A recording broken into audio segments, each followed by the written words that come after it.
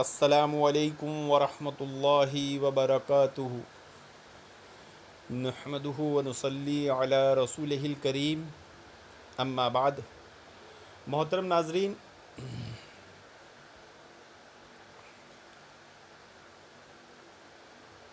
کیا آپ جانتے ہیں کہ اللہ کے نبی صلی اللہ علیہ وسلم جس توحید کو لے کر مشرکین مکہ کے درمیان آئے وہ توحید کیا تھی، اور اس توحید کے ذریعے کس شرک کا رد کیا گیا تھا؟ اگر نہیں جانتے تو آج آپ ایک بار پھر جان جائیں گے، اور اس آڈیو اور ویڈیو کے ذریعے آپ کو بتانے کا مقصود یہ ہے کہ یہ جو بریلوی مولوی اپنی عوام میں ڈھنڈورا پیٹتے ہیں کہ بریلوی ڈنکے کی چوٹ پر بولتا ہے، تو یہ جھوٹ ہے، اور اپنی پیٹھ تھپ تھپاتے ہیں، یہ بھی جھوٹ ہے۔ یہ صرف مغالطہ ہے، یہ صرف دھوکہ ہے۔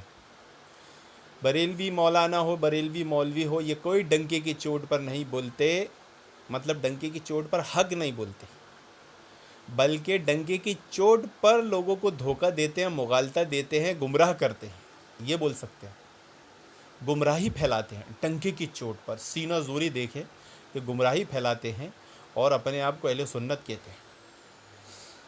تو جب ہم نے ان سے سوال پوچھا، ایک علمی سوال تھا، ایسا علمی سوال تھا جس کا تعلق توحید سے ہے، جس کا تعلق شرک سے بچنے سے ہے، جس کا تعلق اسلام کی دعوت سے ہے، جس کا تعلق نبی کی سنت سے ہے، جس کا تعلق اہل سنت کے طریقے سے ہے، اس کا جواب ہی بریلوی ایک نہیں دو مولانا نہیں دے پائے۔ یہ مولانا بشیر واسو گجرات سے ہم نے پوچھا، مولانا بشیر صاحب، کیا آپ جانتے ہیں کہ اللہ کے نبی صلی اللہ علیہ وسلم نے مکہ میں 360 بت جو توڑے تھے وہ وسیلے کے بت تھے؟ یہ سوال ہم نے پوچھا تھا ان سے 26 اگست کو۔ واپس جب ہم نے 28 اگست کے دن ان کو میسج کیا تو آپ دیکھیں گے وہ ہمیں بلاک کر چکے تھے۔ مولانا بشیر صاحب، اتنے آسان سا سوال کا جواب نہیں دے پا رہے ہیں آپ، علم نہیں ہے آپ کو، اور آج آپ کو پتہ چلا کہ مشرکین مکہ کا وسیلہ شرک سے ہی مشرک کہلائے، وسیلے والے شرک سے ہی وہ مشرک کہلائے تھے، وسیلے والا شرک ہی کرتے تھے مشرکین مکہ، جس کی وجہ سے وہ مشرک کہلائے، اور یہی وسیلہ بریلوی دیوبندی بھی لگاتے ہیں۔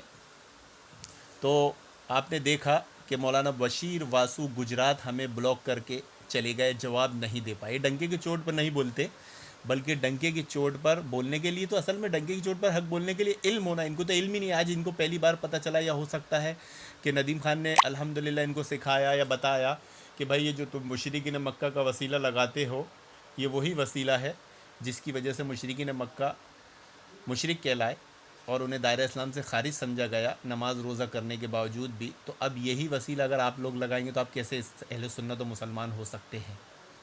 تو مولانا بشیر واسو تو ہمیں بلاک کر کے چلے گئے، جواب نہیں دے پائے۔ بریلوی عوام سے ہم مخاطب ہیں کہ تمہارے عالم ڈنکی کی چوٹ پر بولتے ہیں تو یہاں آواز کیوں نہیں نکلی؟